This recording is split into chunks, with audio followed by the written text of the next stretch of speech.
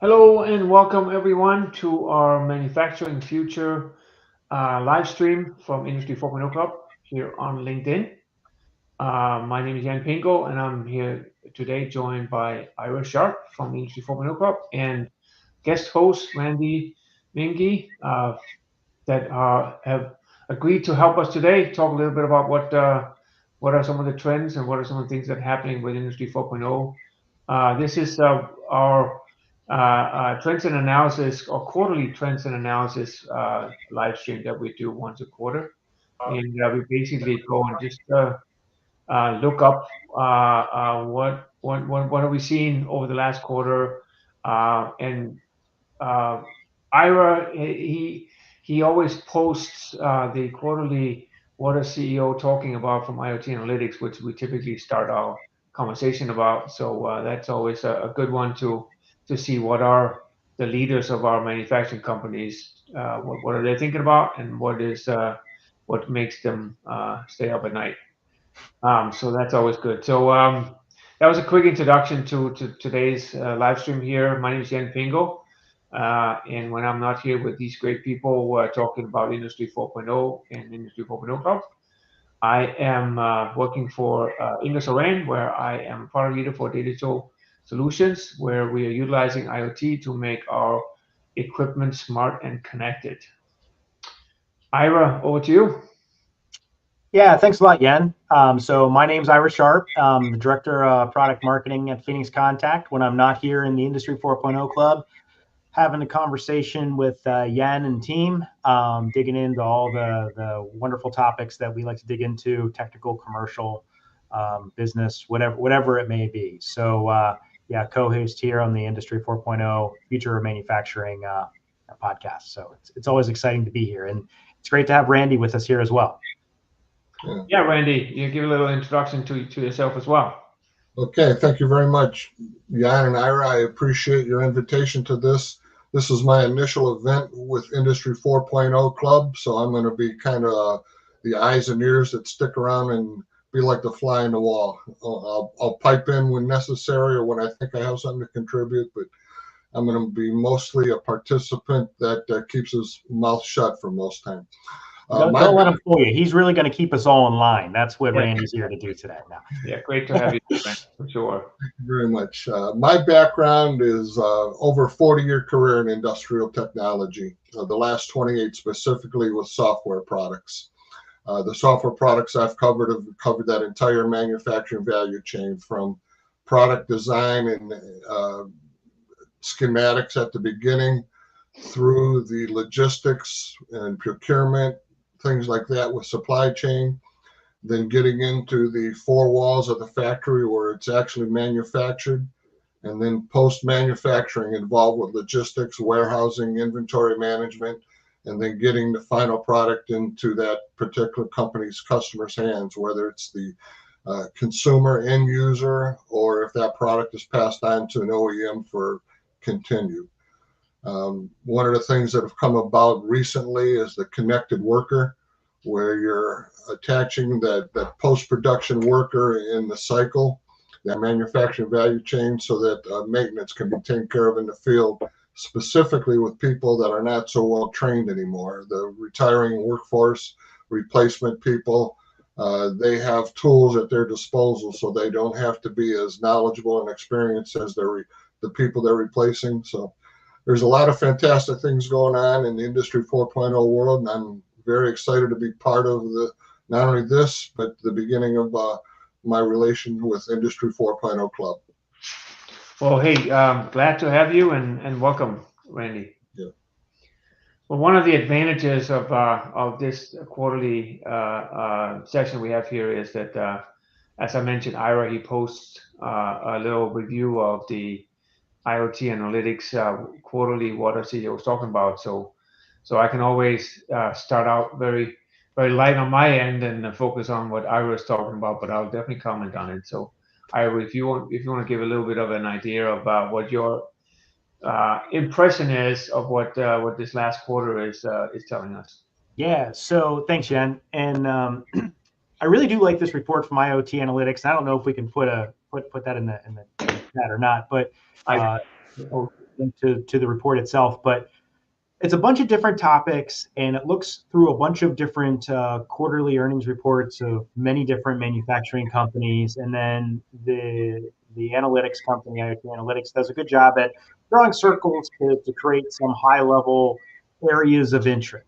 And you can see some big trends that sway from one way to another, and they do a good write up on it as well, so you can see it. And the big thing that I took away this last quarter in Q1 2024 is the sentiment really seemed to change going from the end of last year, which was, I would say, a little bit more doom and gloom from an economic perspective. There was a lot of geopolitical topics that were there, looking at what's going on with the war and these types of things, what's going on with the economy, what's going on with supply chain and stock and these types of things, to all of a sudden in Q1 2024 being more forward looking at what's going on in AI and sustainability and what's going on in the elections here in the US, really looking at the future versus maybe things that have already happened or happening present tense. And these big macro changes that happened, I think, are also interesting because of the timing. One of the other reports that I look at is something called a PMI report, which is the Purchasing Managers Index, and it looks specifically at the industrial industry. And it gauges just by looking at the purchasing managers, are people spending money or are they not spending money? And there's this line that is kind of formed. And for the past 12 months or so, it's been below the line of expansion and been in contraction. And just now, we're actually peaking over the area of expansion. And that's primarily here in the US. If you look at the international lines or even the European lines, some of them are still below. But maybe that's correlated to some of these CEO reports. It's a little bit of correlation between the two topics. But looking at the report this year, or this quarter, looking at the AI piece, the LLMs, and everything that's going on there, I commented that I think these chatbots are of interest. I think there's a lot happening there, and I think there's a lot of good conversations that are going on in that space. And I do think they're aiding companies in customer service and really just enabling things that maybe wasn't happening before. And in my post, and I'll provide this little commercial, and then I'll open it up to Yen and the team here to add any other pieces on, is I did get a chance to see Amazon Q. We had a representative come and present a little bit about what they're doing from an LLM perspective in this overall AI space and what could be used there. So it doesn't directly tie to the chatbot topic, but it was great to see what some of these bigger tech companies are doing, and not only doing AI directly, but providing tools to allow others to do AI and build on things. And the Amazon Q was a fairly interesting product that really would fit at the center of a lot of what these CEO topics were in Q1 2024. So sustainability, AI, elections, all these things are the growing importance pieces. Not that the other things have gone away, but they're definitely decreasing in the amount that some of these keywords are used with the economic concerns and then inflation and war and these types of things. So, Jan, I don't know if you have anything to add there. Yeah, a little bit, I guess. Looking at it, it seems like things are kind of converging together. If you're looking at the focus areas, it's kind of where the other 2 quarters, it was more like disparate out with different blocks and in the 4 corners of their kind of matrix, where now it seems like it's kind of all going into the center, which means that it's that there's not a specific area that's really of key importance or less importance. They're all kind of like now all kind of important, which is something interesting to me. And as also you mentioned, a lot of the technical technical areas are it's more now about the high level election, sustainability, economic concerns, labor market. And then there's a couple of focus areas that are a little bit like AI technology and chatbots, of course. It's now almost impossible to have any conversation in the industry without talking about AI and chatbots and large language learning models and Yeah, it's that I was at the manufacturing expo event in Greenville last week, and there was a little expo area and all software companies, and there was AI and LLM and GPT and every one of them. There was just they all had some portion of it, and it just makes sense. It is suddenly something that if you're not thinking about it, you're going to be left behind. I think in most of everything that you're working on. It's really something that is showing that it's able to increase productivity. And so if you're not looking at it, you are going to be left behind because others are using it and they're improving their productivity. One thing that I thought was interesting at the event as well, there's a lot around.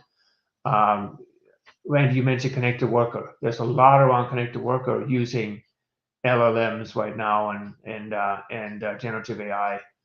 Um, there were some of the tools, like PTC has a whole tool set around augmented reality, so that you go to a machine and you take a little iPad up in front of it, and with the camera, it can show you what it needs to do. And they're now improving that functionality with generative AI, be able to very easily uh, record what's good and what's bad. So is the screw all the way in or not? So when you tell the user to screw in that screw, and then the you get a green or red if it's all done properly or not. And that's something where I think before these systems were integrated with video, it would take a long time to develop that whole video script to go through. And now it's within minutes they can record it, a quick good and bad, and now have it integrated into the system with some of those technologies. Around the workforce, there's a lot more than I've heard about before. There was a whole session um, from Georgia Pacific that I thought was really, really interesting. So what they're doing is using assisted tools for their workers, and they were showing an example of order management and order processing. And what they did was they said, okay, we got to teach a GPT everything about supply chain. So they fed it all the college literature on supply chain, and now they had an expert on supply chain. Then they added a layer saying, okay, what are we as a company doing? So you give it an SME that feeds it what are we doing here at the company for supply chain, and then it feeds it input from our system to show what are we actually doing. And so now you can take a new person and you have this assistant next to them, and they would be able, the system will be able to tell you, hey, here is what's good, here's what's bad, here's how you do this, here's how you do that. And they were able to, so they had orders where they had to touch like 80-90% of the orders, and now they're down to like 5 to 10% of the orders they have to touch, because this assistant is now taking care of categorizing the orders and solving some of the problems already, and so that they can process these orders much faster. But they did it basically around the fact that they're losing that core talent that has just been doing this for years and years, and not complaining about all that extra thing they got to do to get an order through, right? Tweak here, tweak there, and now the order processes.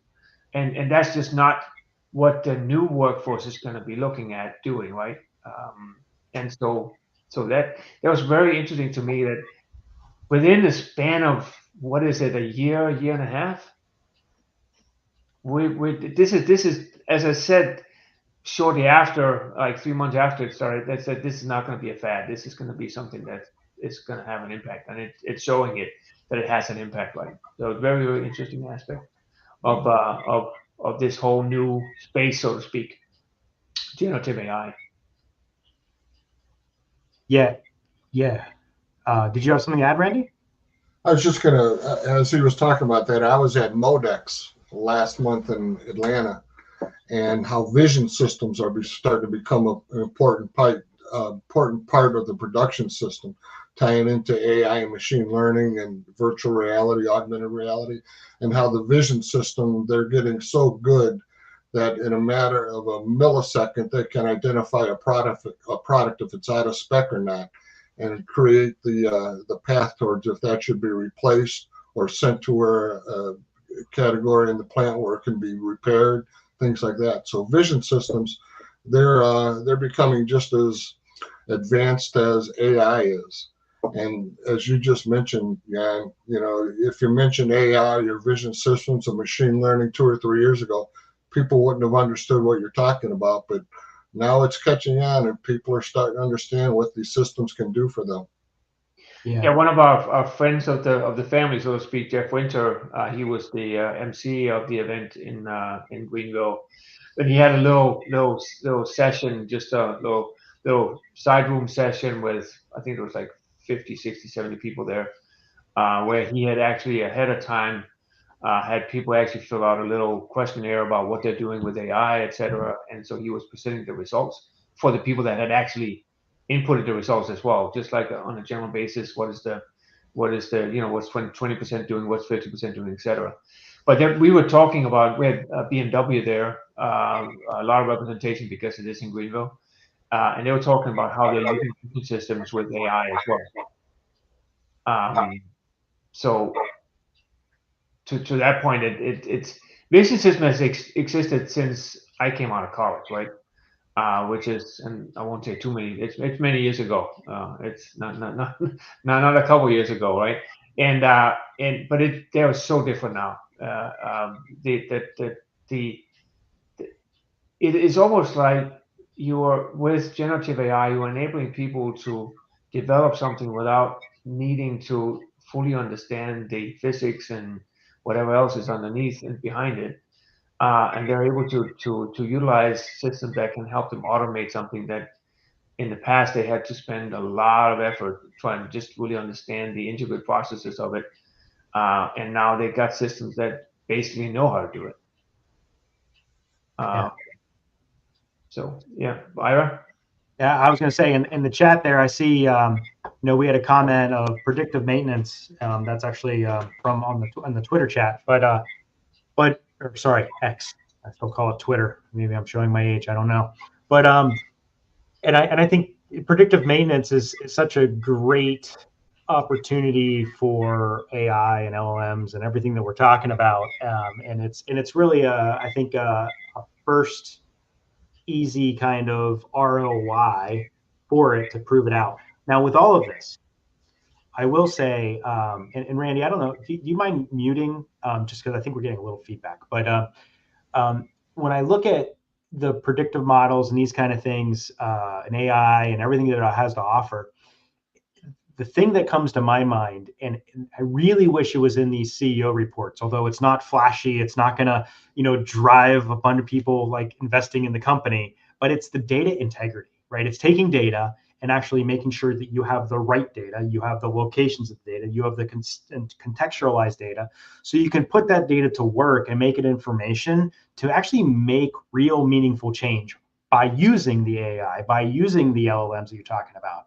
I think it's such a great example that you talked about, Jan, of, okay, we're going to train this LLM on all these manuals, then we're going to add the data, and you can go from the predictive maintenance to even to looking at how you can forward look and forecast and go from maybe being reactive to really being proactive in how you do a lot of this stuff. It's really quite amazing. But the data piece of this is so critical. And with data, anytime you start talking about data and these types of things, security becomes top of mind as well. And they almost like bash against each other because there's like this huge demand to extract data from as far down in the reaches as you could possibly get. Then you have this glut of what do you do with all this data and contextualize it, structure it, and then how do you secure it? And how secure is secure enough? Mm-hmm. There's these methodologies of zero trust, and there's all these different layers of security you can put on things, and I think they're all important. But there can be so many layers of security put into place that I personally believe that you can be too restrictive on an organization to prevent the evolution. Yeah, And no, for sure. yeah, and then along with that too, the more strict that the policies become and these kind of things, the more other people will look to try to get around those, and then you end up with a situation where, while you may have locked everything down, if people are trying to go around it, you're not managing. You're assuming you're safe when maybe you're not, because people are getting things in other ways. So Yeah, I mean, there was a an article on McKinsey. They have a chart of the day, and they had one article about the true generative AI talent pool, and they had questioned respondents in the manufacturing or industry in general, I think, and 80% of the respondents were already using generative AI. Now, I know that they're not doing it on company computers because there's just too many companies that are restricting it still. As an example, on my phone here, I am now so limited that I can't take an address from a calendar entry in Outlook and copy it and put it into Waze or Google Maps because that's company information in the system, right? And a lot of companies are really blocking down that stuff too much, in my mind at least, or at least not understanding what they're really doing. And so people are using generative AI by going to their personal computer, and I'm sure they didn't never intend to use company data. They're doing it for other stuff like I'm doing a lot of times, right? Just doing competitive research. I mean, there's nothing better right now than the latest generative AI system that's connected directly to the internet. I mean, they can categorize and qualify and quantify all the information out there and give you a good high level that you still got to go validate some stuff yourself, of course, but it just gives you the general area of what it is you're supposed to look at. And I think that's some features that I think is really valuable to let people try out and try to see how can they improve uh, um, the daily work and being more efficient by utilizing some of these tools. Like I don't know how you guys are, but we now have access to generative AI through Microsoft internally, but it's just the standard chat GPT version. So if I need to create like a nice graphic for a PowerPoint, I still got to go on my own laptop and figure out what I need to do because again, that's blocked by the company, right? And so it's almost like we need to understand this technology more because again, uh, uh, not that you really could, but you could, for example, Google with some kind of information from your company if you did, right? But Google's now so prevalent that everybody just know how to search, right? And ChatGPT is kind of a little bit like that, except you can provide a lot more input in order to get the right output, and that's what companies are a little bit concerned about, which I understand fully. Um, but it will evolve, I'm sure, and it will evolve to the point where people that are using it knows it's not even any different than email, right? I can't email my confidential report outside the company, right? And I know I can't do that, but I could physically do it, but I'm not allowed to and shouldn't be doing it, and I'm not doing it. And I think similar to that will be something like with ChatGPT. If I need to generate an image or something or whatever, well, I will be using some stuff that's not proprietary if I know that I'm going to be on the outside yeah, of our internal systems doing it. So you know, a big part of this, Yen, is I think the digital fluency. So if you're on this stream right now, whether it's the three of us or you're listening in, I would bet that the majority of the people that are, in the 40, 50, 60 people that have been on here so far, um, they're probably all fairly digitally fluent, and they could fit exactly into the category you mentioned, where they could figure out, is it something we should do or something we shouldn't do, or and know where those lines are and know when they are doing something and maybe when they're not doing something. But I do think, and I lose track of this myself, and I have a feeling you do as well, but there are a lot of people that don't have that same digital fluency, and maybe are clicking on a link or whatever else, or putting some information in somewhere that maybe they're not intending on going somewhere else, but they don't know. I mean, I think of my mother-in-law. Sorry, this is a little bit of a tangent, but I know it's a couple of years ago at this point, but she went to a website one time and it all went like big blue screen. It was just a website that full screened her screen and was blinking and telling her like something happened and her system's been compromised and call this number. And she called the number, right? And she's on the phone with these scammers, right? And at the same time, she realizes she probably shouldn't give them the information. And she calls me on her cell phone with them on the other line because I could actually hear them.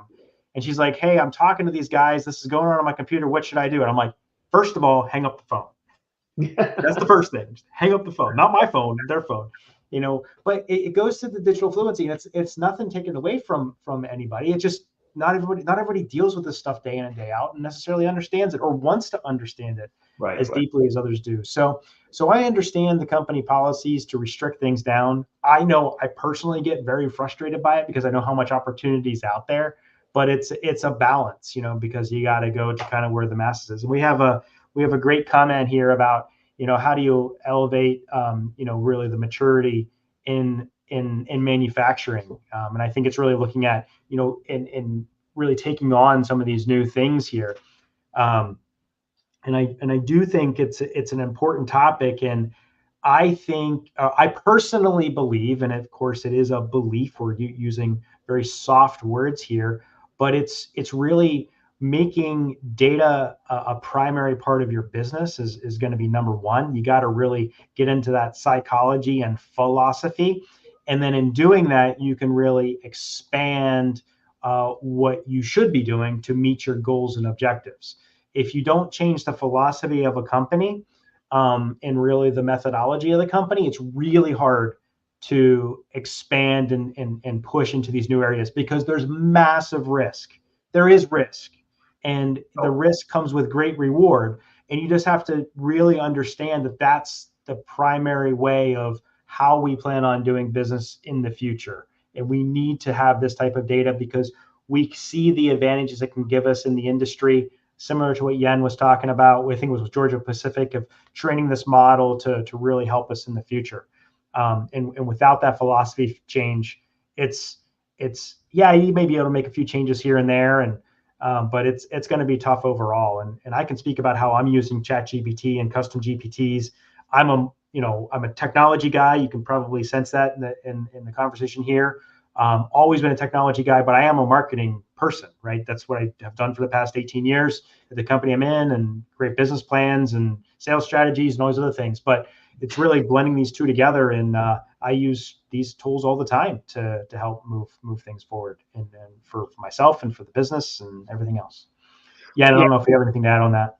Just quick. I wanted to just respond a little bit to the message from Albion. I was mentioning Jeff Winter had this little a closed session with 60 or so people, where he was showing the actual results of both what we had entered into the system plus what he also saw outside, and he's actually going to, over the next couple of weeks, post some of these things about the maturity level. What do the respondents say about using AI? So I would definitely suggest you check out Jeff and look at his post coming up here over the next not too distant future, at least, because that was very interesting just to see how he compared the general what he sees in the market plus what that particular group had answered into the questionnaire that he had provided. So something to look for there for sure. We talk about how technology expands and grows, and such a rapid advancement with technology. Let's apply that to cybersecurity. Most people, when they hear cybersecurity, they think, protecting their internet and their website, things like that. Well, cybersecurity is now reaching into data and finding out what data needs to be protected for a company or for an individual, and doing it that way too. So you're talking a little earlier, Ira, about how data and how prevalent it is now and how important it is. there is cybersecurity platforms now that can actually go in and pick particular data that is important for privacy, for protection, and does that automatically. So again, AI at work. Yeah. Yeah, I was thinking before too. See if I can get back to it. When you talk about data quality, I think it's a huge area for AI as well. Is be able to first of all identify the quality of your data, because again, if you as a person have to look through millions and millions of records, AI can again categorize, quantify where your data is in the current state. But one of the things that I think is also interesting is that it can actually add to the data you have. So if you have like just non-standard data like free text fields or something like that, that's really if you have a mass of data, it's really not valuable because you don't know what's in it.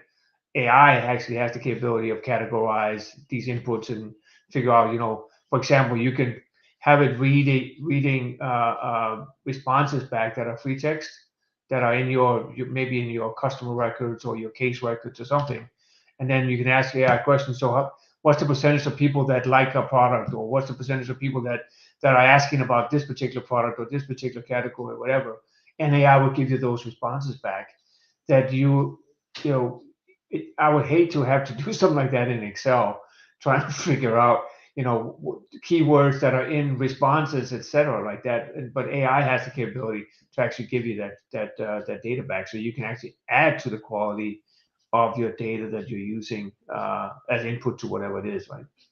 Yeah. And it does bring up, so you're speaking about AI doing that. It depends on which part of AI and what it looks like, because, if you look at, it's not directly what you're talking about there, but if you look at something that's been used for a while on the factory floor in AI is more of the machine learning space, which is very different than the generative AI space. Because machine learning is a defined criteria and you have predictable outcomes, although they'll use lots of data points to refine and improve in operations, but it's predictable outcomes based on this set of conditions, where generative AI can really think and really analyze and give you new outcomes, which could be right or could be wrong. So so we commonly speak about AI, but depending on the subset of AI that you're looking at, it may have application within the space that you're looking at, or it may not, and it may be the right tool, or it may not. Right. There's probably a lot of things on the factory floor where you don't really want a generative AI because you want it to be predictable, you want it to be defined, you want it to be clear operations. But then you had spoke about this, and I can't remember if it was actually on this or on this stream or right before we got on the stream. You look at the brain drain and the stuff that's going on in the industry. Being able to tap into those resources to be able to collect those data to create a database of information that then you could query on, almost like that person was there in the future. That's massive potential, and Yeah, I mean, use the future of if you look at the generative AI that came out like this year and a half ago, right? It's all like chat based, right? You could ask a question, you could provide it some data, it will come back with a result, right? Now it's really exponentially changing right now. You're seeing now video, you're seeing images, you're seeing audio. So, for example, Llama 3 just got released by Meta, and what I heard was very interesting is that all the image generation system, you enter a prompt, and then it sits there and wait, and boom, here's your image. Some of them will show you a little bit bad quality and then improve the quality of the image as you see it. But generally, it takes a process to generate the image that you're asking for. Where Llama 3, and I haven't used it, so I can't qualify 100%, but what they're saying is that it shows you the image while you're entering the prompt. So you enter a prompt, is, well, replace the dog with a cat, and right when you see the image, the dog is replaced with a cat, as opposed to it generating a new image underneath that has a dog in it instead of the cat, or vice versa. So it's becoming more live. Microsoft is working on something called VASA 1, and I think it's going to be used in not necessarily where we are right now in StreamYard, but in Microsoft Teams. It is able to take one profile picture and a short audio, and now you have a live avatar that looks like you, not just a like in Meta before when they went with the metaverse, so to speak. They will give you like a little drawing avatar that would look like Zuckerberg when he was walking around, but it wasn't really him, right? Now it's a live looking picture of you, or video of you, that responding to your voice that you're saying, but you don't have to have your video on.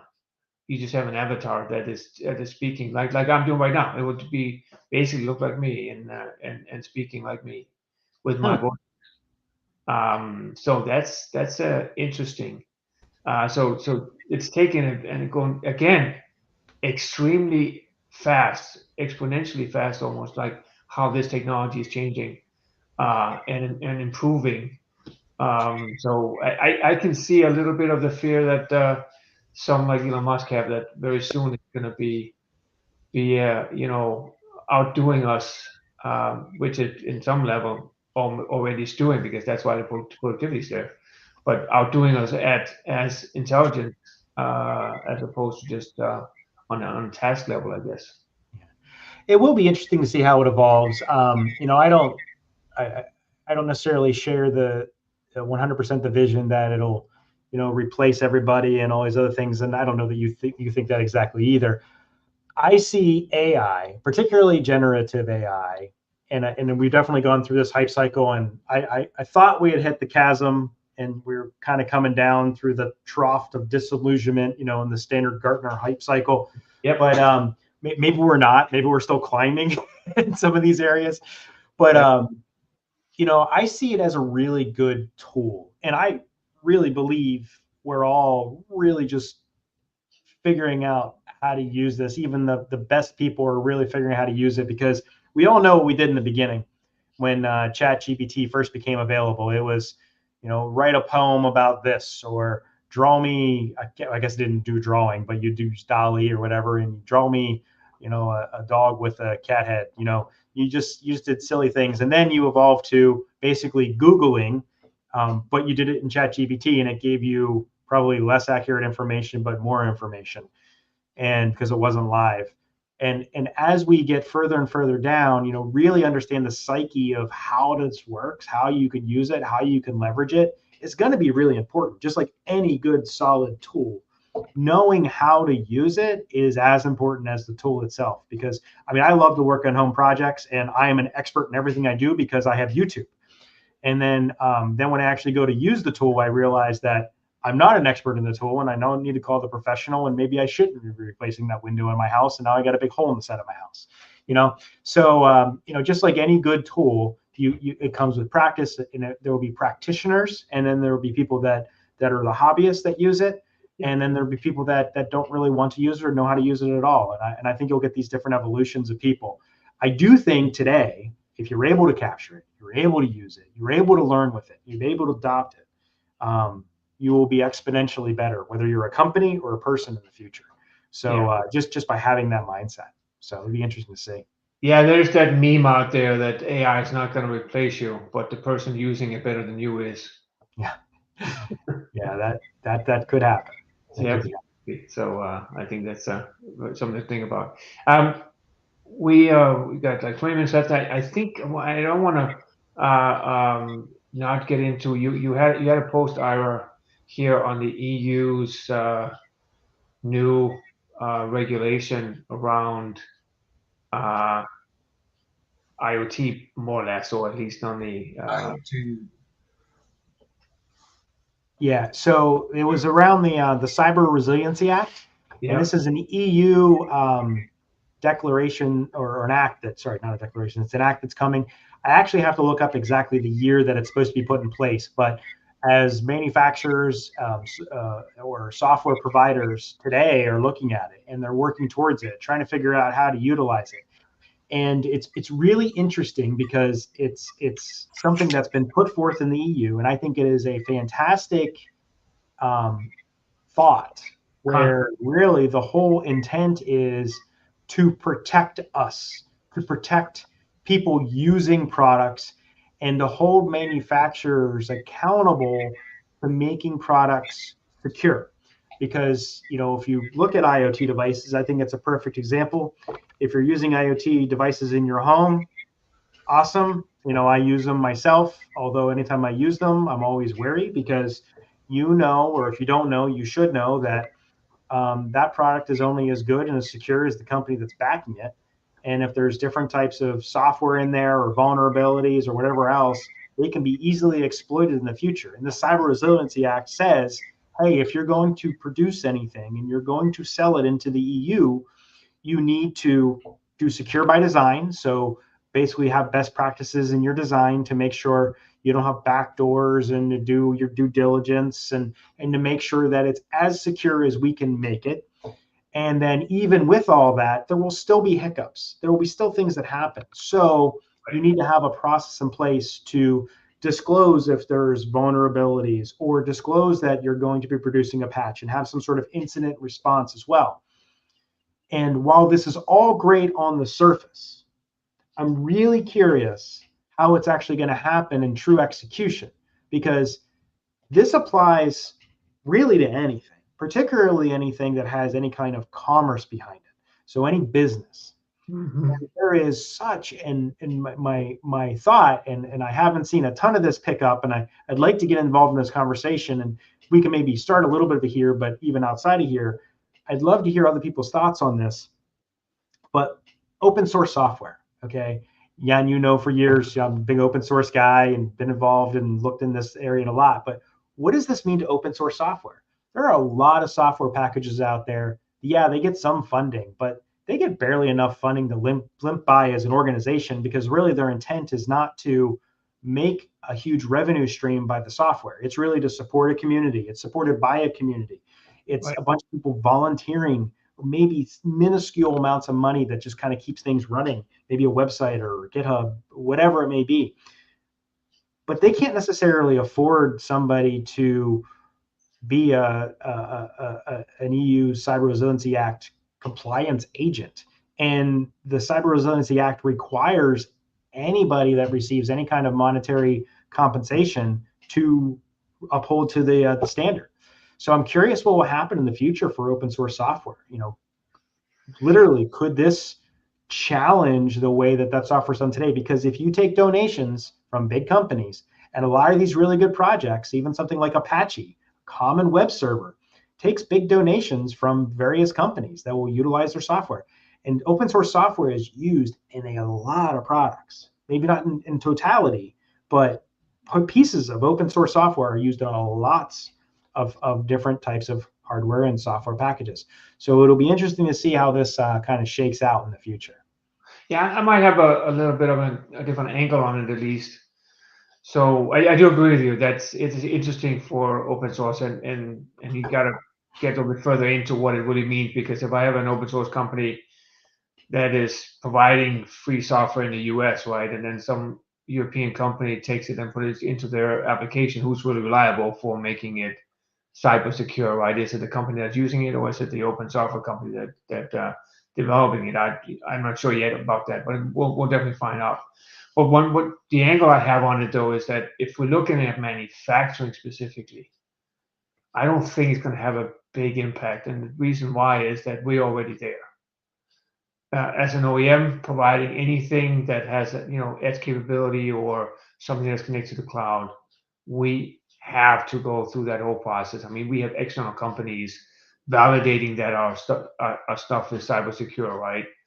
And we are using some component of open software, because that's almost impossible to avoid these days, especially if you have a cloud application. There's something there that has an open aspect to it for sure. And so we have to go through that process. But it does mean though that if we find a vulnerability in some of these open software components that we can't close directly, because we don't have the access or capability of changing it, then it does come back to the open source community to fix it somehow, right? So, but yeah, I can see this as a great advantage for consumer IoT space for EU for sure. That because there's a lot of devices out there that nobody ever even thought of cybersecurity on it. I'm pretty sure, and they could be used for all kinds of stuff. I mean, yeah. Yeah. Well, you're not going to get any arguments from me. I mean, I have a lot of IoT devices, but I also have them. I'm probably crazy in this way. I have them firewalled off and isolated and their own. And it's only a VLAN. I don't have my own separate infrastructure for it, so I'm not that crazy. But I'm crazy enough to wall it off in my home. But yeah, and here's the thing. And again, and I honestly don't know enough about this, and that's why I'd like to start a conversation about it. Is even to your point, I agree. It doesn't affect us as much maybe in the manufacturing space, because if you're a company that's providing products, an OEM or a vendor or whatever else in the manufacturing space, you already have these processes in place. But what if you're reliant on software packages that are from an open source? And I know you could find it and you could report it in, but what if those open source communities just have to stop supporting their products wholeheartedly because they can't comply with the Cyber Resiliency Act? And all of a sudden, maybe you were using Apache as your web server in your product, and the organization literally stops because it just can't support it. And then if you see this as a ripple, and again, maybe I'm blowing this out of proportion. I honestly don't know, but I'm curious what it looks like. Extrapolated one layer out. So. And I think a lot of these EU regulations starts out, at a very like detail restrictions, and then they figure out some of the areas that they gotta kind of release a little bit of the tension on, I guess. And I think they'll probably find that here too, that there has to be like a midway that actually make business be able to do business, right? Yeah. I don't think EU is interested in just shutting everything down, and so there has to be some way of making it work. Yeah, no, I'm sure that's not the intent. Yeah, and I mean that's the same with I think the fear around both cyber and privacy in the U.S. that people are talking about, but nothing has really been identified as well yet. There's a little bit on the California regulation, but from a federal perspective, there are all kinds of committees right now looking into generative AI and cybersecurity or whatever, but nothing has really come out yet. And there's a fear around there that people that don't fully understand the space is going to start regulating something either too vague or too specific, right? Who knows? Be very interesting. So, as a final thing on the generative AI, at least, I saw that that New Equipment Digest were promoting a podcast on will generative AI help or harm manufacturing. I've not been able to listen to it, but I will post it here just in case somebody would be interested in listening in. Then they can, and I might as well listen in, not in at some point. Yeah, it sounds like an interesting, and there's a lot of that going on right now. A lot of different McKinsey and others are having both podcasts and articles around generative AI manufacturing right now, and so we're not the only one thinking about it. It seems. Yeah, I'm curious for anybody listening. If you know different solutions that are using generative AI in manufacturing, I'd love to see in the chat, what companies are doing things. One I know that is doing something, and I know Hanover Mess is happening literally this week, and right now, and I know Tulip is there, and I've always been impressed with they're on the factory floor system and its integration to ChatGPT. And I know they keep the information local, but it provides the ability to effectively chat with your overarching system, and it seems to be an interesting evolution. I'd be curious if there's anything else out there to kind of look into. It's an interesting topic. I think it's evolving. I'm definitely going to check out this podcast. I also haven't had a chance to do it, but well, like we already discussed, we're not necessarily, the people that are on this call here are not necessarily afraid of this type of technology and kind of want to dig in. Doesn't mean you're going to deploy everything, but I've seen some crazy things, including digital toasters, which still don't understand, but I've seen it. Why do we need to brand Mickey Mouse into the middle of toast? We probably can't do Mickey Mouse. There's probably licensing to that, but some other thing into the middle of your toast. I don't know. Maybe it's to start up your eBay store so you can have different things branded in the toast. I don't know. Yeah, I was at a conference in London about 5 years ago, I think, where they had an espresso single pod coffee maker that was connected to the internet, and you could actually start the coffee making from your phone. And I'm like, so who's going to go down and put the pod in it and put it under it, right?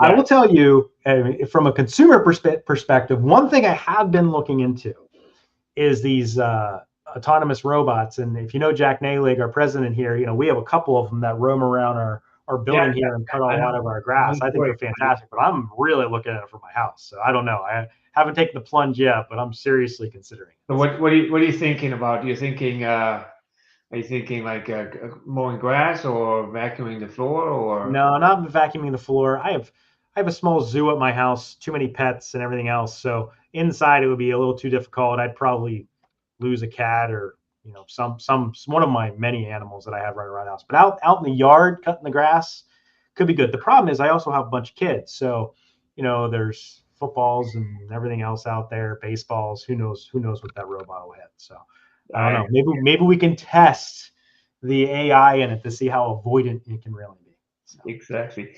So just to kind of finish it up here with what's new and trends. I don't know if you guys saw the latest Boston Dynamics Atlas robot. I have not. Oh, that is so they came out one day with a notice that they were retiring the Atlas robot. And I don't know if you saw the one they've shown videos where it jumps and it jumps up and down. It has a huge chest. It's all pneumatic driven, so everything is pneumatic driven. And so the day after they retired it, they announced the new Atlas robot, which is all electric. Ah. And it is very interesting because, first of all, it has the same proportion as a human, more or less, but it doesn't have the human restrictions, meaning so my arms that are currently or facing front does not need to face front. They could turn, they could turn around and just suddenly go backwards. The same with my feet that are currently facing forward. If I back up, my feet just turn around and I'm walking the other way. My head can turn 180 degrees and I'm going that way instead of going that way. So sounds like a horror movie. Yeah, as long as it doesn't look like a human, you can see it's a robot, right? But it's the point I was getting to is that it almost seems like a lot of the robots, when it's not just like a little vacuum cleaner or a box that mows your lawn, but anything that is supposed to do the human tasks, they're kind of mimic them a lot like a human. And now Boston Dynamics is changing that game a little bit, saying, it looks like a human, has like walking like human, but it doesn't have the restrictions. Yeah.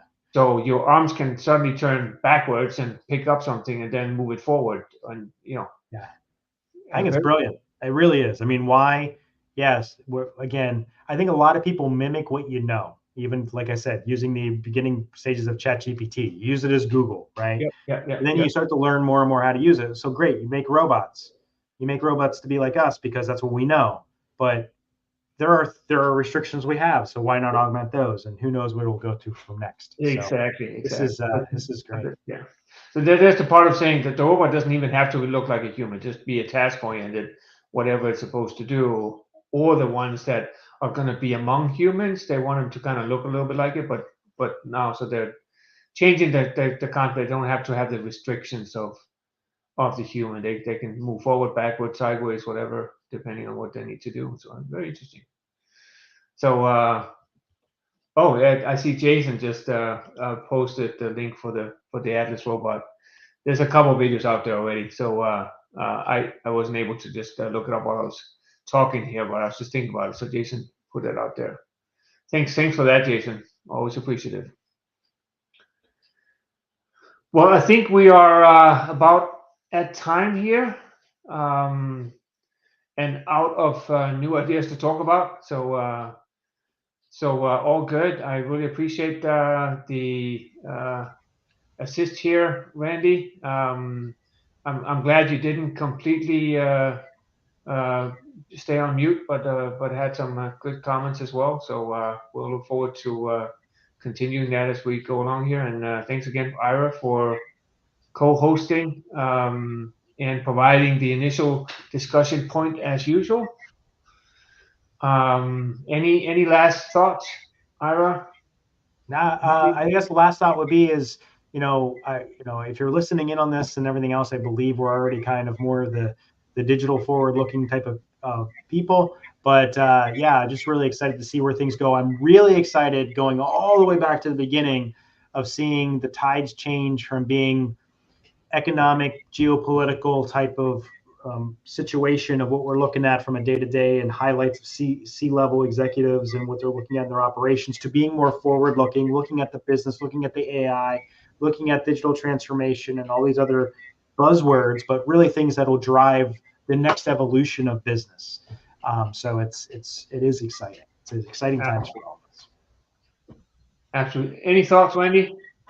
I'm not going to add anything that would shed any light on anything. I just want to say thanks for involving me in this. I found it as a learning experience, and I appreciate it very much. Industry 4.0 Club, as tightly as we are tied to Industry 4.0 in general, I think that there's a tremendous future in front of us, and glad to be part of it. I'm glad you're here. Thanks very much. Well, with that, we'll end our live stream here. Again, check in with us. We try to get 2 live streams every week, one Tuesday and one Wednesday. So check in and listen in, and you can listen to the older podcasts. You don't have to be live. You can also listen to ones we already have ran, like last week, whatever. So and we'll be posting about this as well, so you will find the link to this in some of the posts that we're going to have out here coming over the next couple of weeks. One thing I just want to quickly mention as well, we posted this yesterday, I think, that one of our kind of partner organizations, aligned organizations, IoT World, they're having their manufacturing day 2 days in May 22nd, 23rd. So check that out. See if you want to join and spend 2 days online listening into what's going on from their perspective. And other than that, you mentioned Hanover Messe is going on. I'm sure there's a lot of online stuff that you can join to watch that as well if you want to. But again, thanks everyone, and appreciate you listening in, and appreciate the comments online, and keep the comments coming. As I was saying, if you want to tell us a little bit about how you're using generative AI in your world today, let us know. You can post either on our page or on our personal LinkedIn pages as well, and we'll definitely respond and bring some of that information back into this environment here on some of the future live streams. But with that, thanks everyone again, and enjoy your day. Bye. Bye.